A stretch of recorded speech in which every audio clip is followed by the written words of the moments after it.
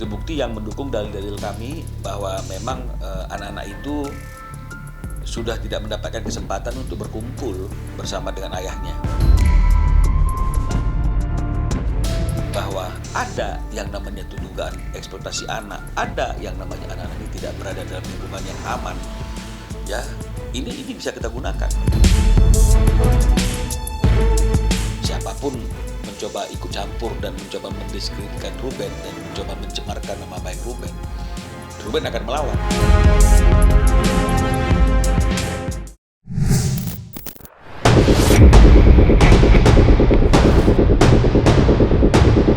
Setelah upaya pertemuan yang dijadwalkan pada 11 Juli dipastikan gagal, perseteruan Ruben Onsu dan Sarwendah kini bersiap memasuki babak yang jauh lebih menentukan.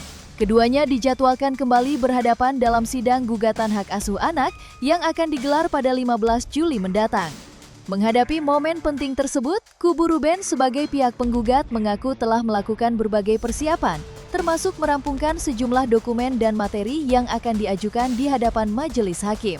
Meski demikian, Minola Sebayang selaku kuasa hukum Ruben mengungkapkan bahwa hingga saat ini, kepastian mengenai kehadiran sang klien di ruang sidang masih belum dapat dipastikan.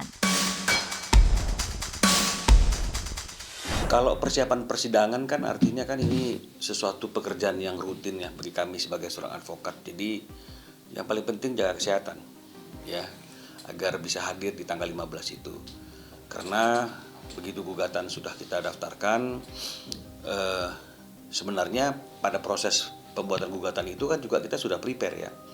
Apa saja yang akan menjadi bukti dalam proses gugatan itu.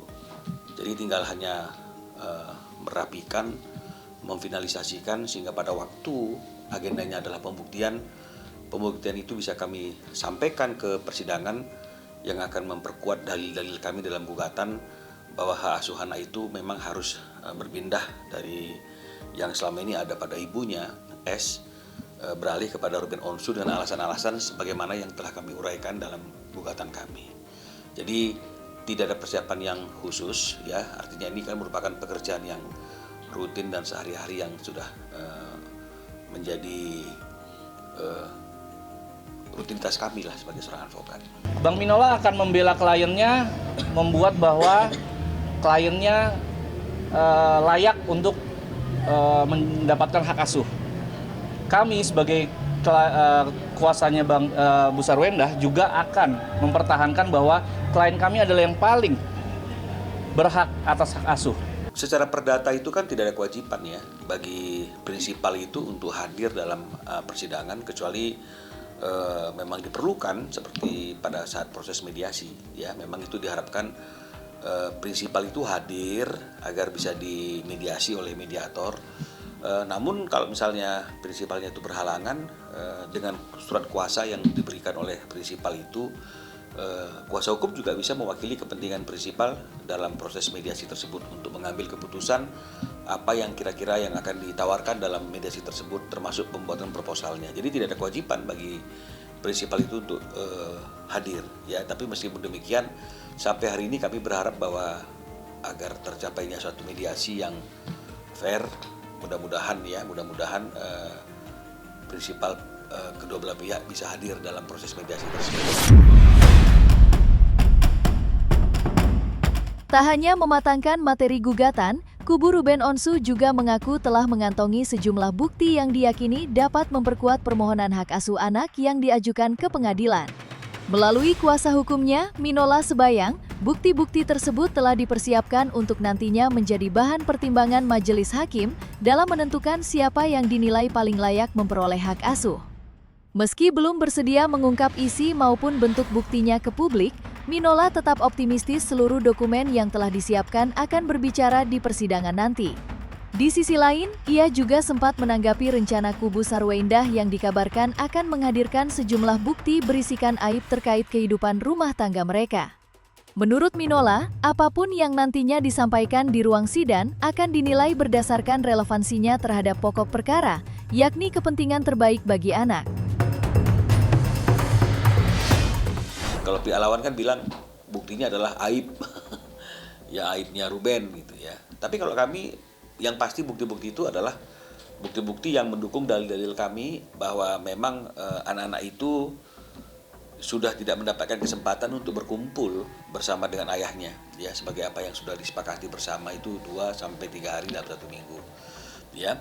Terus kemudian tentu adalah dalil yang mengatakan bahwa anak-anak ini ada patut diduga eksploitasi, ya, di mana anak-anak ini diminta untuk ikut live TikTok berjualan di malam hari.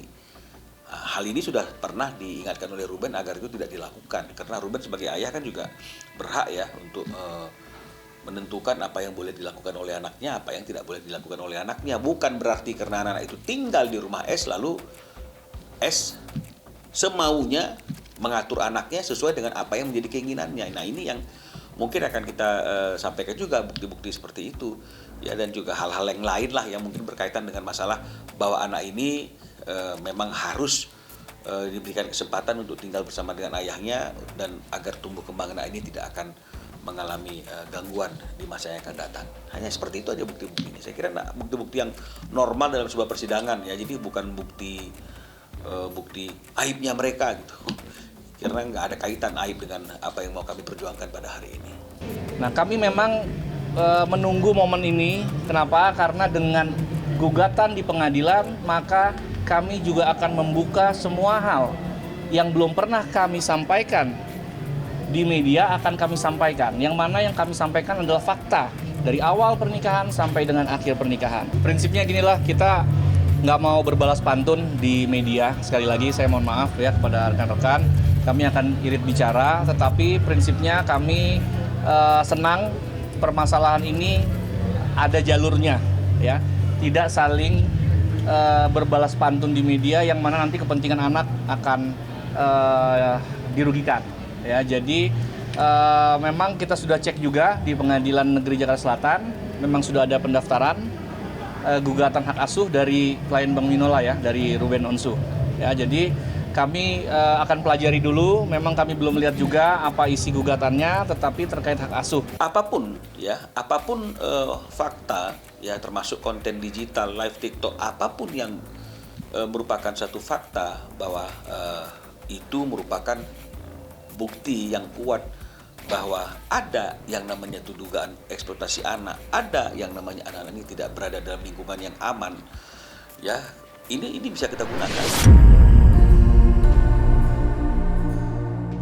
Di tengah memanasnya perselisihan antara Ruben Onsu dan Sarwenda, perhatian publik juga mulai tertuju pada kemunculan sosok lain yang dinilai ikut memperkeruh suasana. Nama Jordi Onsu, adik kandung Ruben, belakangan ikut menjadi perbincangan setelah memberikan balasan yang cukup menohok terhadap unggahan sang kakak di media sosial.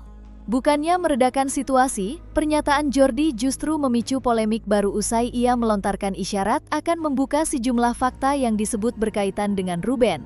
Menanggapi hal tersebut, Minola Sebayang selaku kuasa hukum Ruben langsung angkat bicara. Dengan nada tegas, ia mengingatkan agar Jordi tidak lagi mencampuri persoalan yang sedang bergulir. Iya, artinya begini, ini kan masalah rumah tangganya Ruben dengan S, ya. Apapun yang terjadi di dalam rumah tangga itu, harusnya kan siapapun kan tidak boleh ikut campur, ya. Kita kan pasti tahu, jangankan adik, orang tua kita pun kadang-kadang kita nggak izinkan untuk mencampuri urusan rumah tangga kita. Namanya sudah berumah tangga, ya artinya itu adalah wilayah mereka sebagai suami istri, aturan, kebiasaan itu sudah mereka, kita nggak boleh intervensi.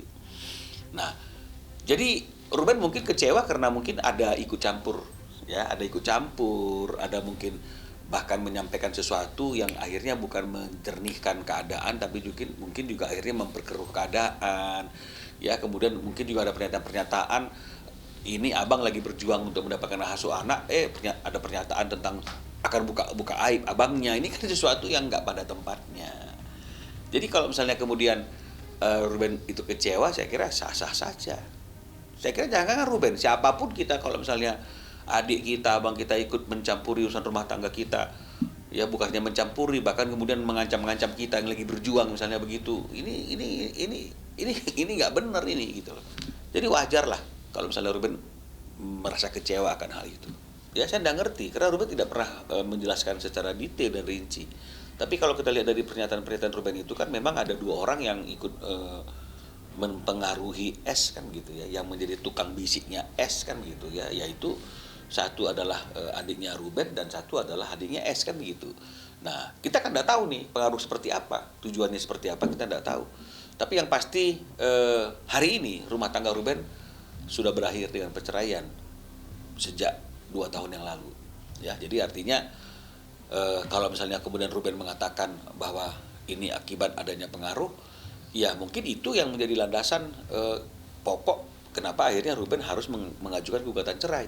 Jadi kalau misalnya kemudian orang-orang yang dibilang Ruben ini sebagai akar permasalahan yang utama yang mengganggu harmonisasi rumah tangganya, kemudian dia berteriak, kami akan beberkan dari pertama, berarti ini kan patut diduga ini adalah dia ingin membela diri saja, ya, ingin membela diri saja ketika dia mungkin merasa diserang, mereka lah penyebab dari terjadinya kehancuran di dalam rumah tangga itu. Saya kira melihatnya seperti itu.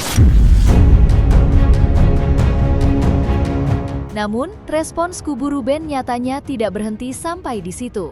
Menurut Minola Sebayang selaku kuasa hukum Ruben Onsu, pihaknya masih membuka kemungkinan untuk mengambil langkah hukum apabila ada pihak-pihak yang dinilai terus memperkeruh keadaan atau melontarkan pernyataan yang dianggap merugikan kliennya.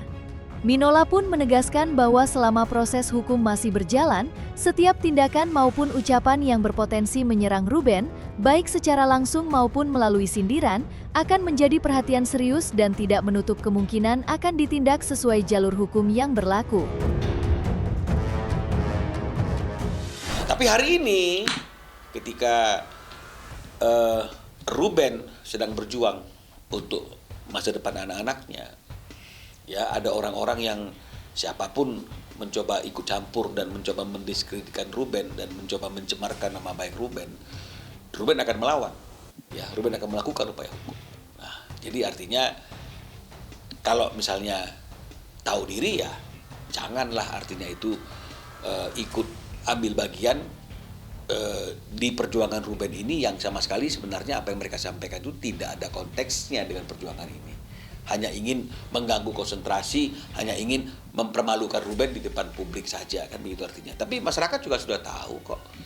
Ya, dulu mungkin karena Ruben belum angkat suara, mungkin masyarakat masih terpengaruh dengan apa yang disampaikan oleh adiknya, mungkin disampaikan oleh siapapun, kan begitu. Tapi ketika hari ini Ruben angkat suara, ketika Ruben membuktikan apa yang dia bisa buktikan, bahwa apa yang dia lakukannya itu adalah tidak pernah menyimpang dari apa yang seharusnya, kita kan sudah melihat masyarakat akhirnya menilai bahwa Ruben itu justru korban di sini. Ya, justru Ruben ini adalah orang yang dijolimi di sini dan efeknya luar biasa. Bagaimana dukungan daripada masyarakat dan netizen kepada Ruben Onsu, bahkan ada gerakan pemboikotan, ya, yang akhirnya dialami oleh S kan begitu. Dan mungkin juga akan menyusul pemboikotannya kepada orang-orang lain yang tidak bisa menjaga sikap, tidak bisa menjaga lisan, yang terus-menerus ingin memojokkan dia.